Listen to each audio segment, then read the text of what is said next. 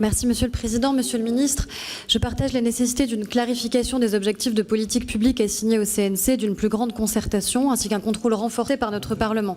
À cet égard, j'avais recommandé dans mon rapport en octobre dernier la soumission de la nomination du président du CNC à la procédure prévue par l'article 13, alinéa 5 de la Constitution. Mais il est essentiel de réaffirmer que notre modèle de financement du cinéma a permis de préserver la vitalité de notre création et de notre diversité culturelle et l'accueil des cinémas du monde.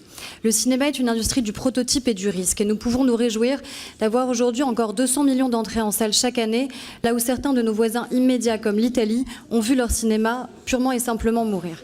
La salle de cinéma est d'ailleurs le lieu culturel de proximité par excellence. Nous sommes dans cette commission et également dans la commission des affaires culturelles très attachés aux enjeux évidemment d'évaluation. La Cour des comptes a constaté une exécution budgétaire satisfaisante sur la mission culture, relevant même une réelle maîtrise de la dépense et un budget tenu sur l'année 2018. Sur la question des crédits d'impôt chers à notre rapporteur général, nous avions obtenu lors du dernier PLF l'augmentation du crédit d'impôt sur les effets visuels.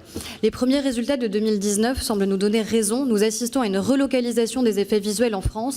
Plus de 4 millions d'euros d'effets visuels ont été dépensés en France au premier trimestre 2019, soit le meilleur résultat depuis 5 années.